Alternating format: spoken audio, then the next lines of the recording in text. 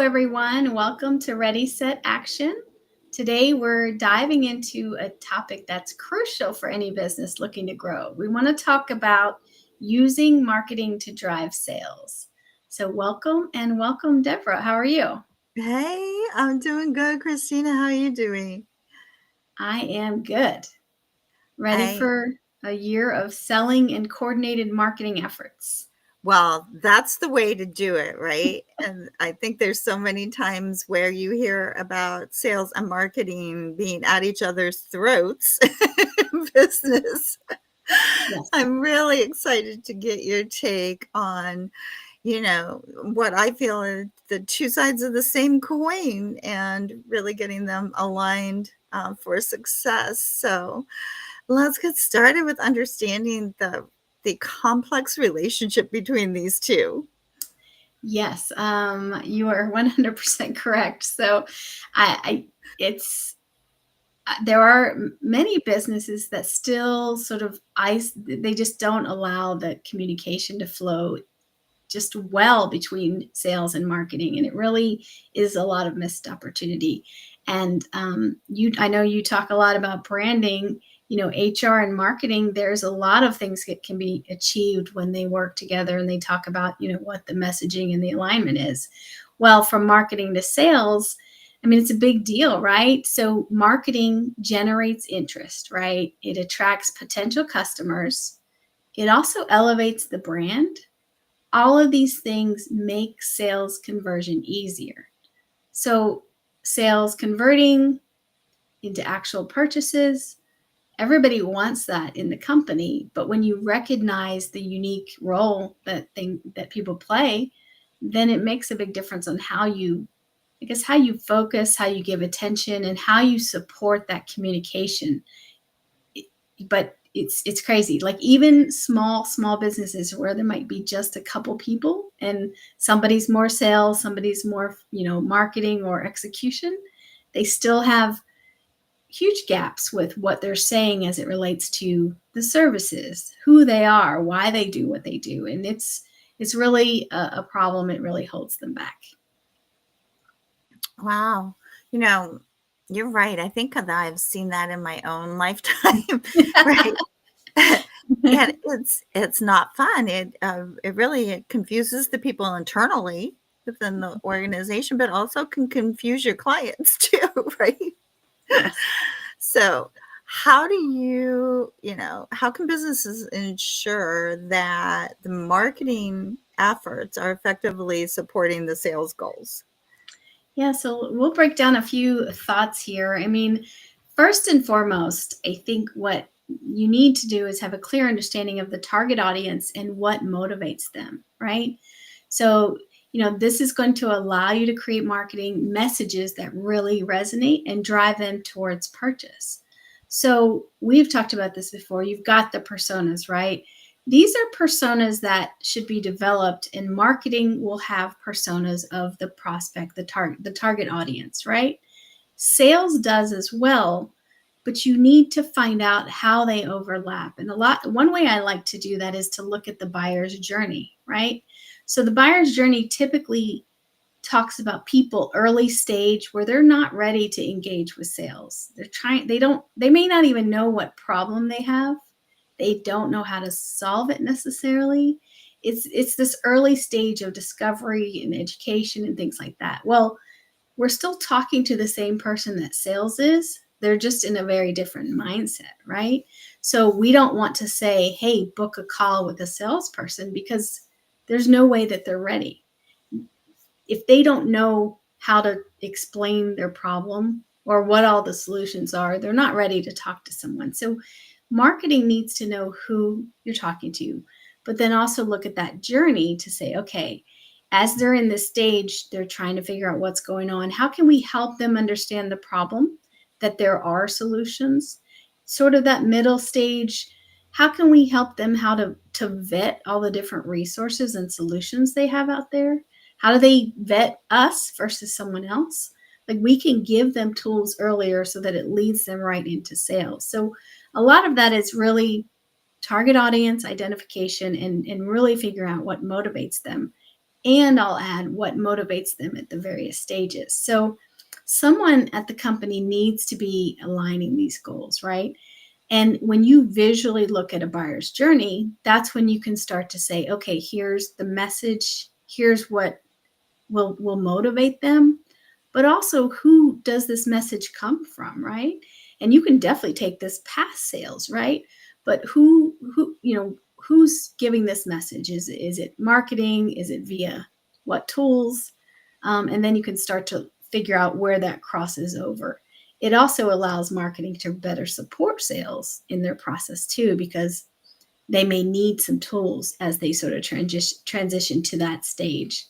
You know, that's a big one. So Yeah, and I think, talking about the buyer's journey, a lot of times when they discover that there is a gap or something that needs to be addressed within their organization, they will start to do a lot of research on their own before they reach out to a company that might offer the solution that they're looking for. So right. I would imagine that having a strong online presence is crucial in today's digital age. Yeah, absolutely. So, websites definitely often the first point of contact for potential customers, but you'll see trends that vary quite a bit from that, right? So, but when you look at the website needs to be obviously user friendly, informative, optimized for conversion, so that when you get to that point where someone is ready to talk to someone or learn a little bit more, you have different paths for them to take. But you also have social media and other digital channels that can really look at the wider audience. Social media channels, you really have to look at the company profile, but also other executives, other team members. The more you can get the employees within a company to be aligned about, they don't need to share everything that's posted for a company, right? So you may have the company profile, but if they could commit to one weekly repost, monthly repost with comments, whatever it is, if you can get a team mentality that everyone cares about having the best people, the best clients, all those things, you will really excel as a great company. You also, when it comes to sort of that first point of contact, you also need to understand how people find you, right? So if I go to Google and I'm searching for your business name, maybe we met somewhere, maybe I saw something elsewhere. Well, at some point I might try to get to your site and I'm probably going to Google search you and eventually end up to your website. But it is important to know what I see before I get there. So if I Google your business name, which you should do, and sometimes you can do an incognito view or search so that you can see sort of that blind view. But do you see a Google My Business profile on the right? If you do, what do you see? Do you see a website? Do you see some pictures? Do you see a logo? Or does it look like some, I don't know, weird picture, right? Like you had a barbecue years ago, right? And it doesn't even make sense, right?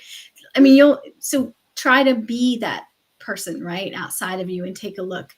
Sometimes your LinkedIn profile might outrank your website.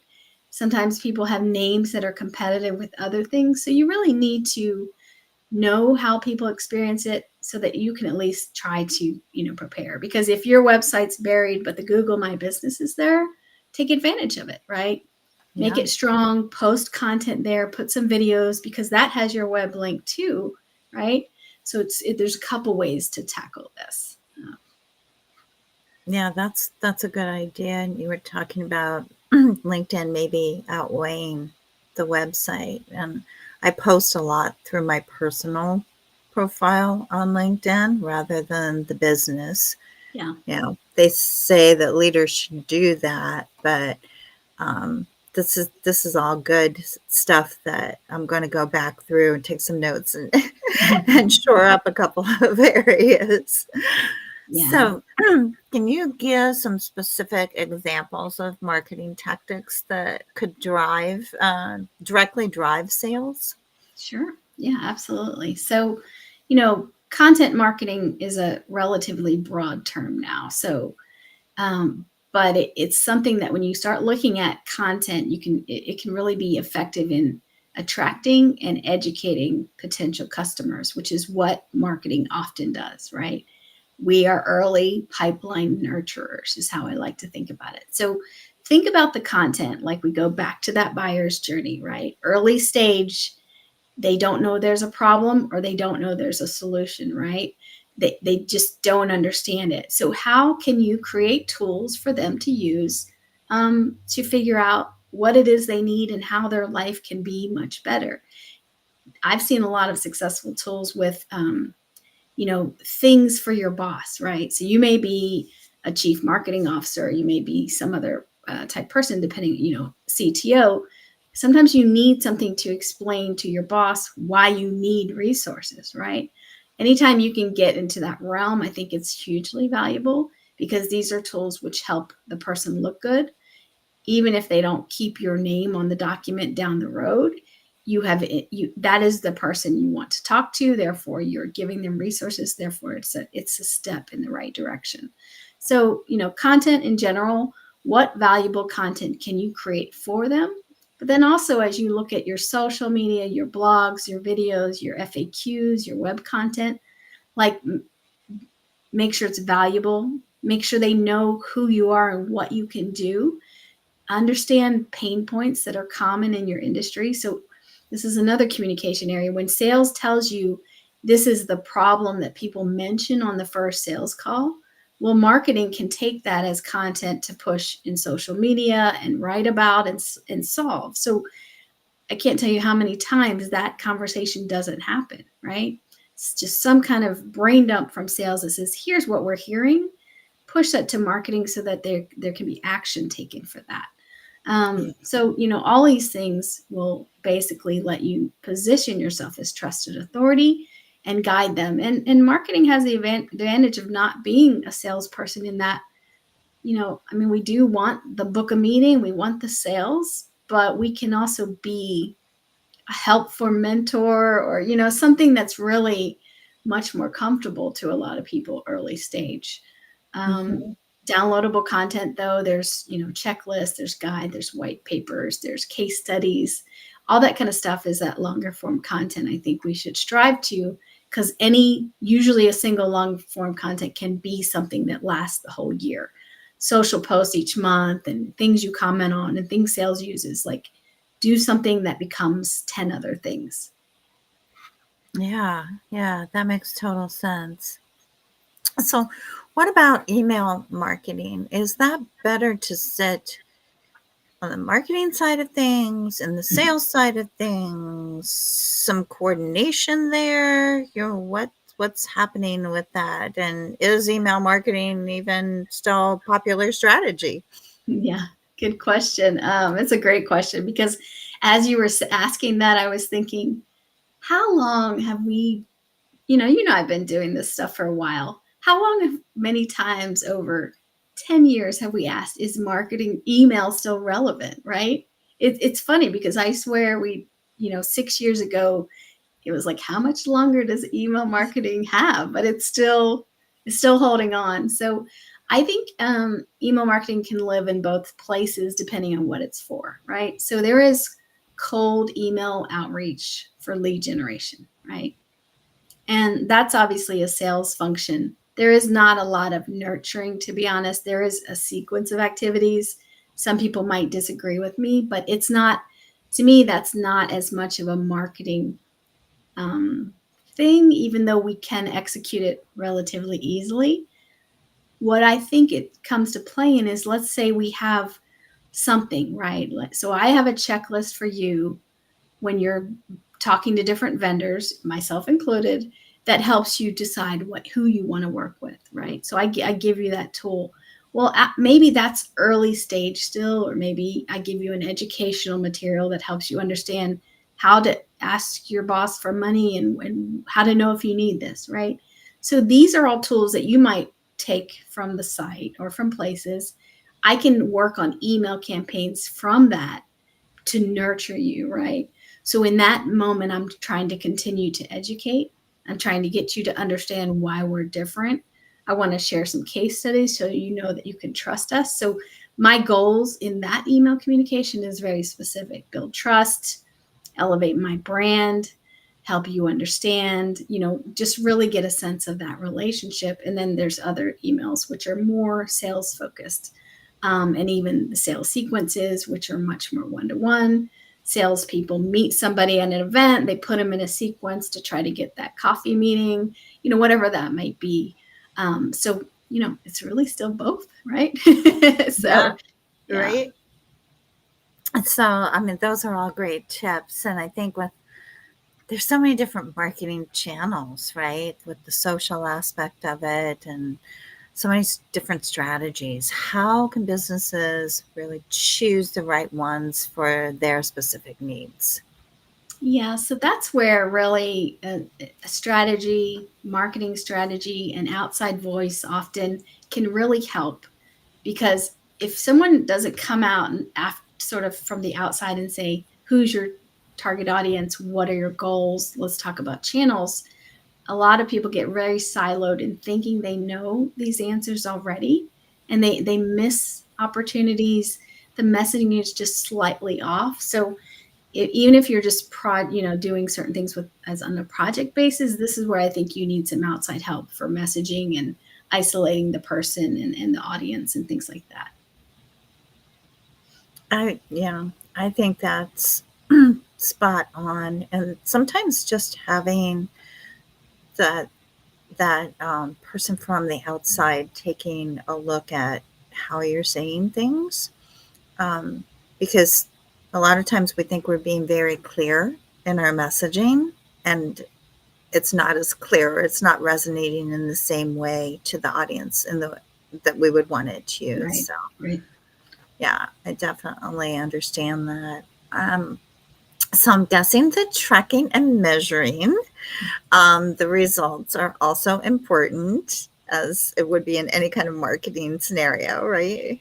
Yes, for sure. Absolutely. And what I see most common now is there's too much data, there's too much information. So it's really about helping people whittle down the amount of information so it is truly valuable to them.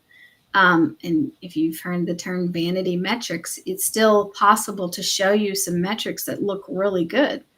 But if it's not supporting sales, if it's not creating a larger pipeline for you, it's probably not doing what you want it to do. So, helping people really, hone in on the metrics that matter, and mostly usually matter to a financial person at the company, right? So, there's kind of different types of data, but pulling that out into measurable things and then allowing you to make decisions based on that data, right?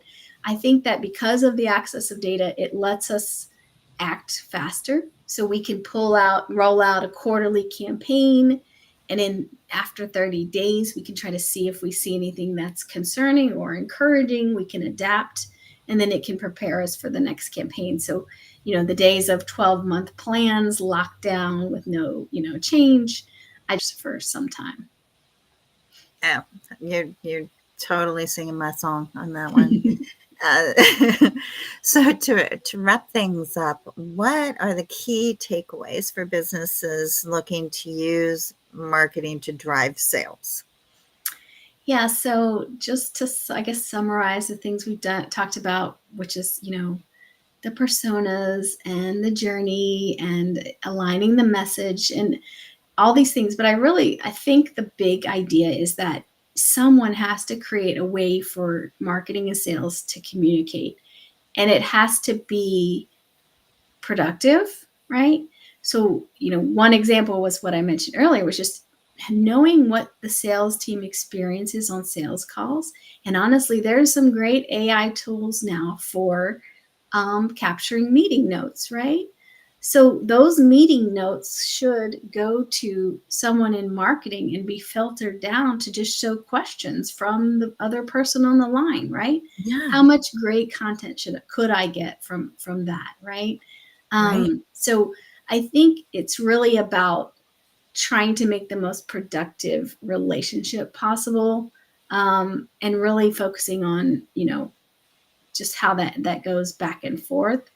I think marketing does better when it says, hey, sales team, here are new things for you, right? Here's a case study, which has a video and a PDF and a testimonial, and here's a templated email that you can use when you're talking to your prospects. I think the more marketing does tangible things like that, I think it's in marketing's court to build that relationship. Maybe it's fair, maybe it's not, but I think it's in marketing's court to show the tools, bridge the gap, and offer those things, and then ask for the feedback, because it just gets lost often otherwise. Yeah, that's very interesting. And I can think back to those organizations where we had strong marketing teams working directly with sales and how impactful that actually was to the sales efforts. Yep. Yeah. Yeah. So You got to build that respect so you can both benefit. So yes, absolutely. So any final thoughts before we wrap up today?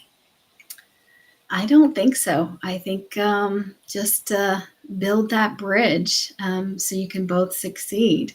And sometimes you just have to, show people what you're doing and what you care about in order for them to understand why they need to give you information. So, yes, that's so true. Well, thank you for sharing your expertise with us today, Christina. It's been incredibly insightful, and hoping that our audience found it as insightful as I did. Good. That is my pleasure. I love to talk about that kind of stuff. So I'll wrap us up. Thank you, everyone, for tuning in. If you have questions, just pop them in the chat, in the comments, and we will share materials and responses. We will see you next time on Ready, Set, Action. Deborah Horowitz and Christina Whitmer. You can follow us on LinkedIn, YouTube, and Spotify. We'll talk to you next time.